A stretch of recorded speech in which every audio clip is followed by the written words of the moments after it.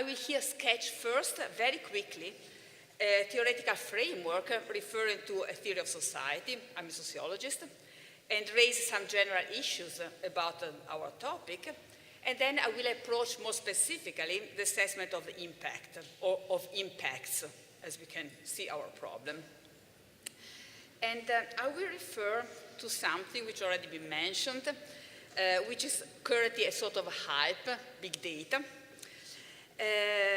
And it's a topic which gives rise to various very imaginative interpretations, but I think also have a very concrete basis, which is a challenge for our topic. We already heard it in the introductory remarks, and I think there's something worth talking about.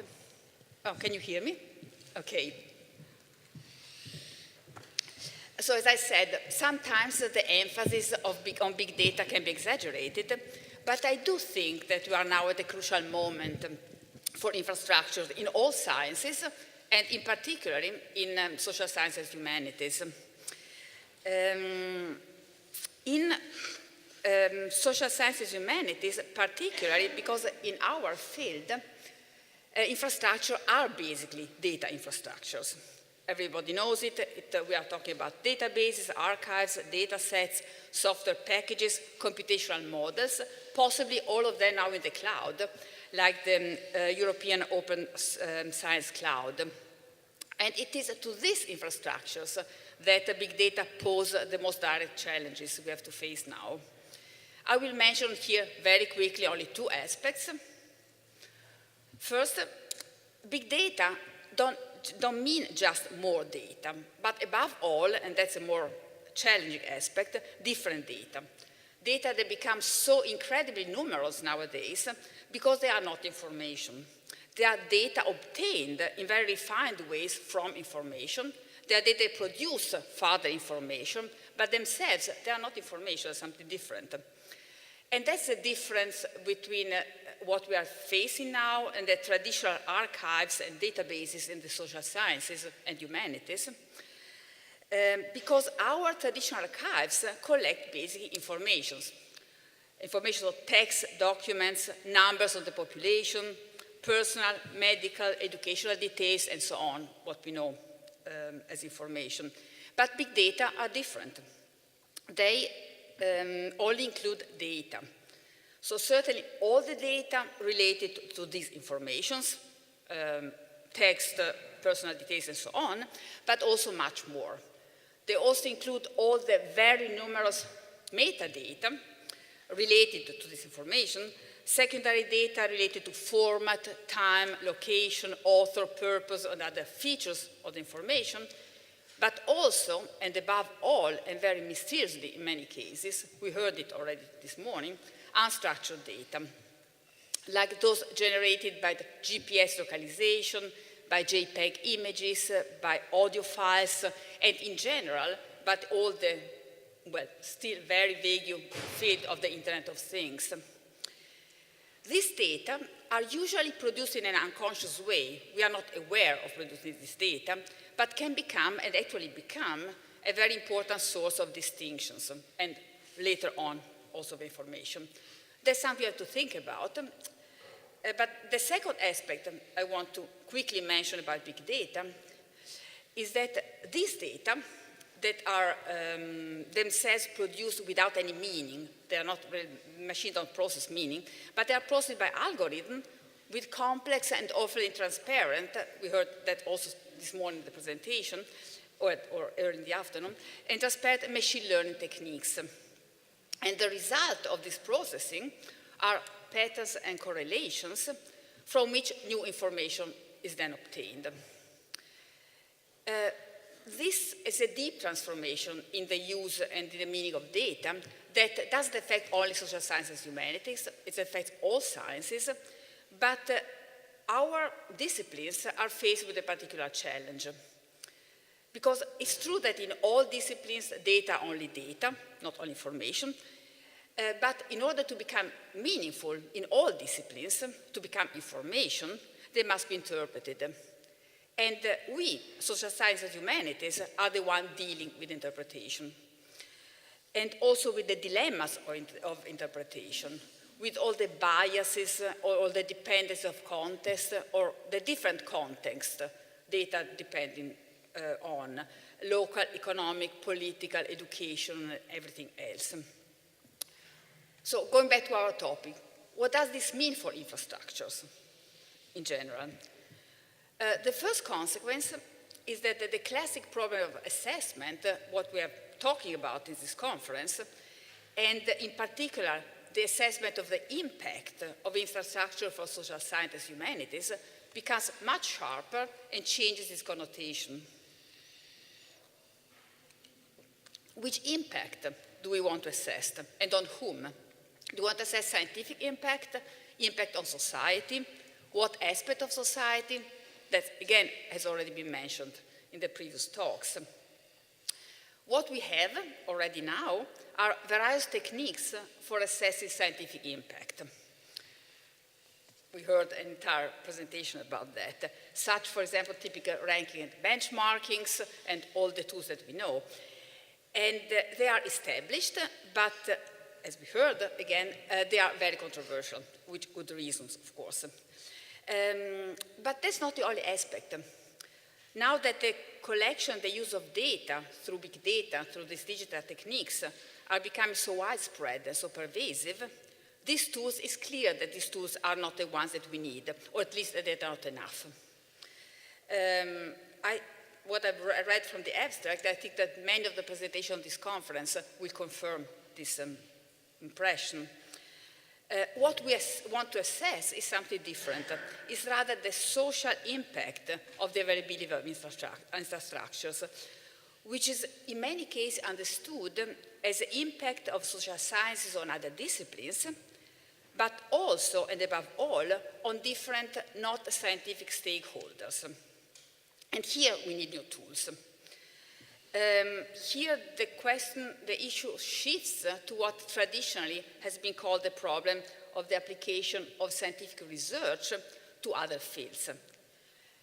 But that also this changes connotations now, and we are looking for other parameters to assess this side, like things like number of accesses, international visibility, uniqueness of the service, possible multidisciplinarity, things like this. But if you look at this list of parameters, we can add something which stands out immediately, that these parameters are all relevant, but they are not homogeneous, and in many cases they are not coordinated, meaning that raising one doesn't imply that raising the other ones. They can be go in the same direction or go differently, and they are in any case of different levels. And again, we have to choose. We want to look at the impact, the application for whom? For politics, for the economy, for education, for mass media. So, as I said, I'm a sociologist, and what the theory of society knows very well is that criteria and references are different in each of these fields and cannot be reduced to a single standard. They remain, and they must remain different. This is one of the conditions of the complexity of modern society, something we are living with since a couple of centuries. This means that it would be naive to think that better scientific research is by itself more useful.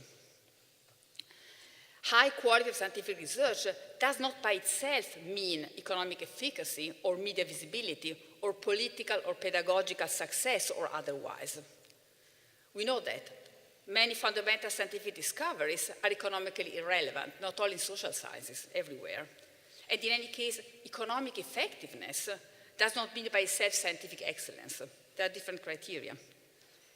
So obviously, high scientific quality must be pursued anyway. And obviously, also the applications must be taken into account. But for research, the reference to applicability is a constraint, as must be seen as such. Constraints can be very useful, but they are external. The constraints, also like the reference to applicability, is a condition external to scientific research. Not only. Back to big data. Today, big data also question the main category that until now always worked as an intermediation between different areas and different fields, which is causality. It has always been the case in modern science that in various fields of the science and also in external fields that sort of use the results of scientific research, like the economy, politics, education, mass media, and all of those, knowing that a certain effect follows a certain cause often serves as orientation. You don't know what the science makes of that, but the result that can be exported is in many cases causality, which is declined in different ways in different fields. Despite all the epistemological doubts that now are also referred to the interpretation of causality.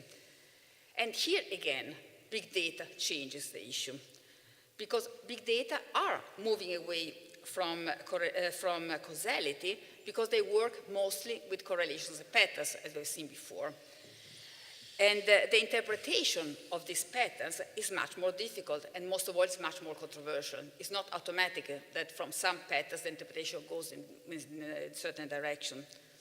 Here again, we find the central role of humanities for interpretation. We need humanities to interpret these patterns, but that's very controversial. So what do we do then? What should be assessed?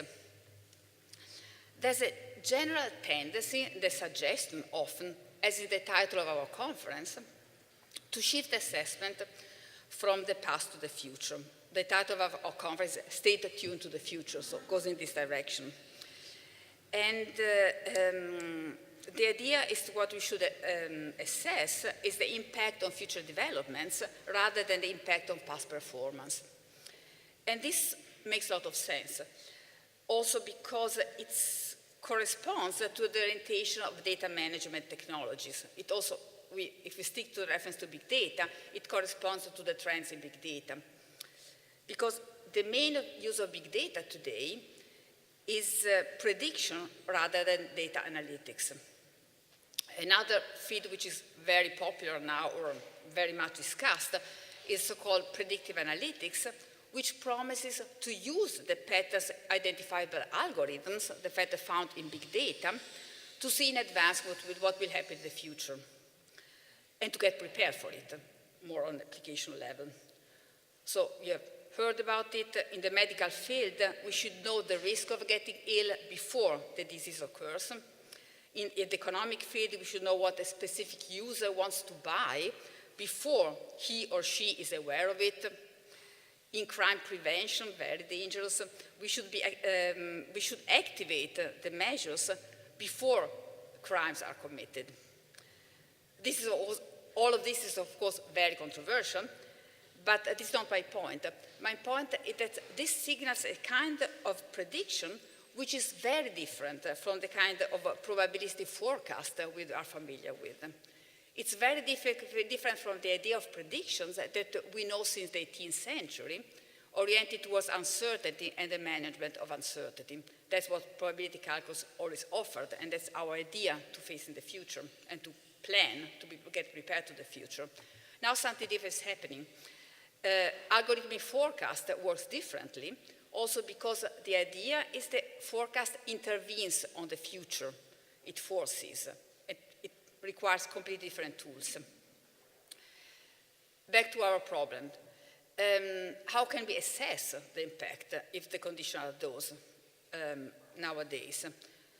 The assessment also has to change. The assessment, if it must address future impact, as very often the field you tend to hear, the assessment can only be performative itself, which means flexible, differentiated, and able to learn from its own results. And this is a challenge. We need the tools for that. We hear often that assessment should be understood as a learning tool, and I think it's very plausible, but this implies allowing the assessment to learn from the impact of the assessment itself, and that's not easy. We know it. It's already difficult to assess the impact of infrastructure for sciences in general, because the data are always inaccurate, they are incomplete, they are inconsistent, and so on, the problem we know. But if we want to assess social change in this way, the assessment must do something different. It must try to include the reflexivity of the assessment in the assessment itself. And try to use this reflexivity as an asset, as not as an obstacle. there are the tools to do that. Theory, society, and performativity studies have a lot to offer on this topic. But it has a cost, because the result will always be local, situated, and provisional. We heard something about that, but it's something which is one of the bases of the sociological approach to these problems.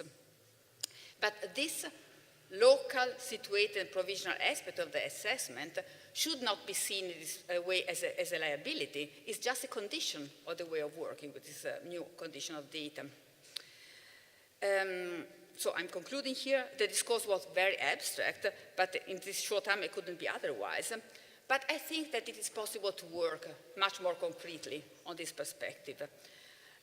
I just wanted to mention, again, a cost of this approach, because if you want to work in this way, what we must give up is the claim to find, or the hope to find a common ground in the different fields where the assessment has to work. Because the common ground between different stakeholders, the different area of application of the measures of the infrastructures is not, I think, the meaning of multidisciplinarity. I perfectly agree with what you heard before, that multidisciplinarity is the point. But from this perspective, the goal cannot be a common language between different disciplines, a common language between science, politics, economic, and the concrete consequences of the sciences. And it cannot even be a translation from one area to another, because that in most cases, this understanding of multidisciplinarity brings only sort of trivialities. What you can share between these disciplines are just very superficial topics. Multidisciplinarity is much more interesting and can be much more challenging, because it should be understood what we need is a kind of methodology that makes it possible to reformulate the results in different ways in different areas. Which means multidisciplinarity at its root implies the possibility to learn, and also implies the ability to keep the difference between the different areas as a resource, again, and not a liability. And that's, I think, it's a field where much more can still be done. Thank you.